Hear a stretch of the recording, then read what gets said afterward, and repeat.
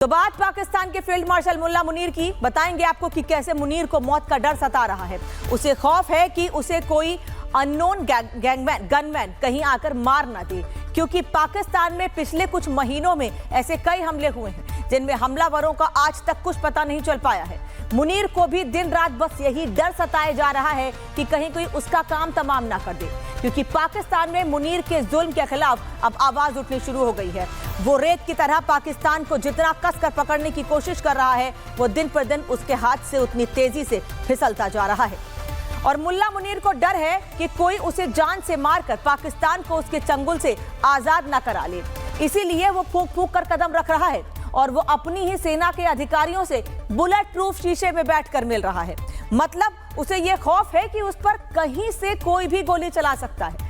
और मुनीर इतना डरा हुआ है कि गोली तो दूर, शायद गोली की आवाज से भी, उसके अटैक से भी उसको डर लग जाए, यानी आसपास कहीं गोली चले और मुल्ला मुनीर के हाथ पैर कांप जाए, क्योंकि वो गोली से डरा हुआ है, क्योंकि उसको पता है कि उसने अपने देश के लोगों के साथ क्या किया है और कैसे अपनी जान बचाने के लिए, आतंकवादियों को पालने के लिए लगातार वो पाकिस्तान के लोगों को पीछे धकेल रहा है। पाकिस्तान के लोगों की जान दांव पर लगी हुई है। अकेले मुनीर ही नहीं, बल्कि पाकिस्तान के सियासतदानों की हालत भी खराब है। वहां के राष्ट्रपति आसिफ अली जरदारी ये दावा कर रहे हैं कि ऑपरेशन सिंदूर के वक्त उनकी सेना ने उन्हें सलाह दी थी कि बंकर में ही छिप जाएं, क्योंकि पाकिस्तानी सेना के अधिकारी भी ये जानते थे कि पहलगाम हमले के बाद भारत के प्रकोप से पाकिस्तान को कोई नहीं बचा सकता है। मेरा MS इधर ही है, इसने आके मुझे कहा कि सर वो जंग शुरू हो गई है।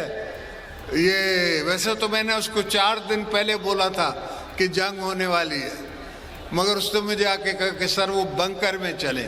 मैंने कहा शहादत आनी है तो यहाँ ही आएगी, बंकरों में नहीं मरते लीडर, मैदान में मरते हैं, यहाँ नहीं मरते बंकरों में बैठ के। और खौफ का आलम यह है कि पाकिस्तान LOC पर अपनी तैयारी को और पुख्ता करने में लग गया है। डर की वजह से वो क्या कर रहा है, ग्राफिक्स के जरिए आपको बताते हैं। पाकिस्तान LOC पर काउंटर ड्रोन सिस्टम तैनात कर रहा है। वो 30 से ज्यादा एंटी ड्रोन सिस्टम वहां लगाने वाला है।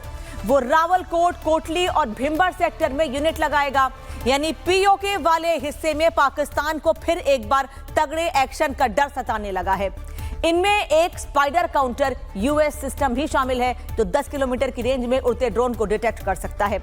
इसके अलावा सफ्रा एंटी-UAV जैमिंग गन भी इस्तेमाल करने का प्लान है, जो 1.5 किलोमीटर तक उड़ रहे ड्रोन के सिग्नल को जैम कर सकती है। यानी पाकिस्तान ने भारत के ऑपरेशन सिंदूर 2.0 को लेकर घबराहट में वो हर कदम उठा लिया है कि बस उसके सियासतदानों और मुल्ला मुनीर को बचाया जा सके। पाकिस्तान के लोगों की जान तो सस्ती है, जाती है तो जाती रहे, उससे पाकिस्तान के इन हुक्मरानों को कोई फर्क नहीं पड़ता है। हालांकि भारत की तैयारी भी पूरी है। पाकिस्तान का पुराना रिकॉर्ड है कि वो सर्दियों में जब LOC वाले हिस्से में बर्फ जमा होती है तभी खुराफात करता है। इसी के लिए पहले से तैयार भारतीय सेना कमर तक जमा बर्फ में लगातार पाकिस्तान के नापाक प्लान को चुनौती दे रही है। ये तस्वीर भी इस वक्त आप देख लीजिए। भारतीय फौज जम्मू कश्मीर के किश्तवाड़ और डोडा में LOC के पास लगातार सक्रिय है, ताकि ना तो पाकिस्तानी सेना कोई गफलत कर पाए और ना ही उसके भेजे भाड़े के आतंकी। और POK के इलाके में पाकिस्तान जानबूझकर सुरक्षा बढ़ा रहा है।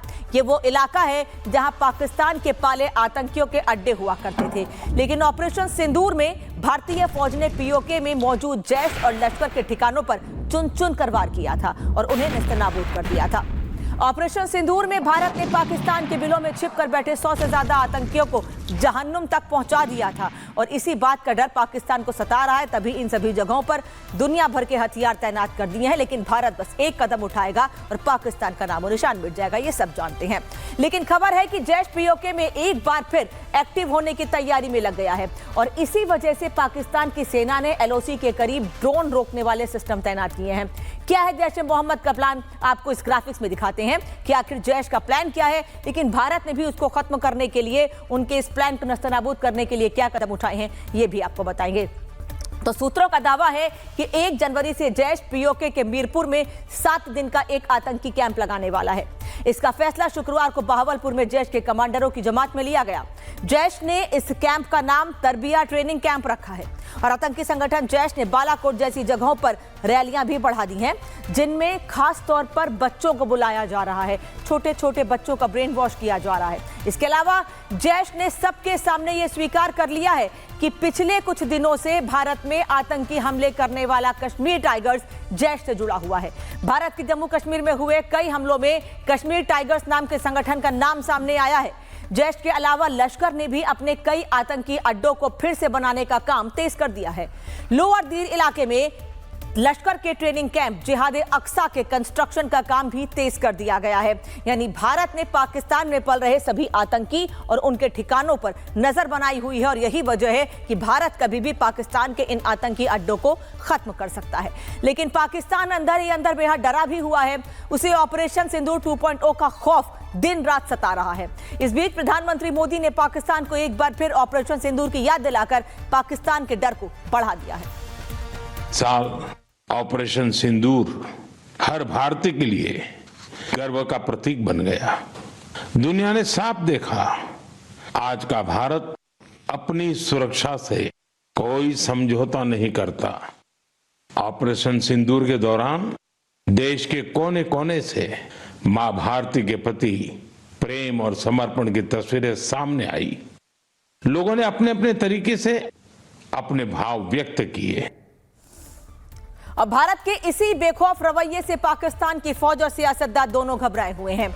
उन्हें यह डर सता रहा है कि भारत कभी भी ऑपरेशन सिंदूर 2.0 का वर्जन यानी ऑपरेशन सिंदूर का 2.0 वर्जन लॉन्च कर सकता है और अगर ऐसा हुआ तो पाकिस्तान की फौज फिर से फुस्त हो जाएगी।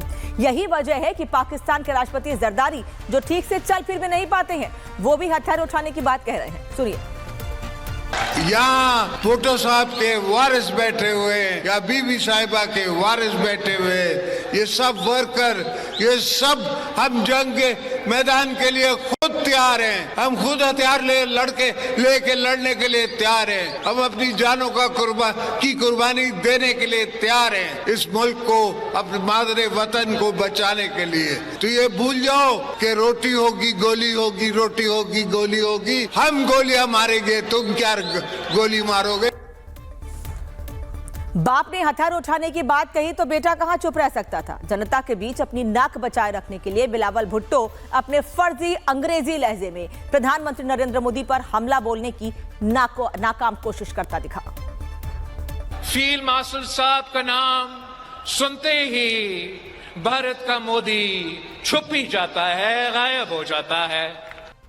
फील्ड मार्शल साहब का नाम सुनते ही भारत का मोदी छुप ही जाता है, गायब हो जाता है। हालांकि पाकिस्तान के साथ समस्या यही है कि झूठ बोलने की स्क्रिप्ट सब तक नहीं पहुंच पाती है। तभी तो वहां का कोई ना कोई नेता दुनिया में पाकिस्तान के झूठे दावों की पोल खोल ही देता है। इधर पाकिस्तान ऑपरेशन सिंदूर में सफलता का दावा करता रहा और उसी के मंत्री इशाक डार ने मान लिया कि भारतीय मिसाइलों ने उनके एयरबेस की धज्जियां उड़ा दी थी। 79 आउट ऑफ 80 ड्रोन जो थे उसको न्यूट्रलाइज कर दिया गया और एक सिर्फ ये ड्रोन था जिसने हल्की सी एक मिलिट्री इंस्टॉलेशन पे थोड़ी सी यानी उसको डैमेज किया और कुछ वहां जख्मी हुए। और पाकिस्तानी मंत्री के इस कबूलनामे के बाद बीजेपी प्रवक्ता शहजाद पूनावाला ने विपक्ष को घेर लिया है।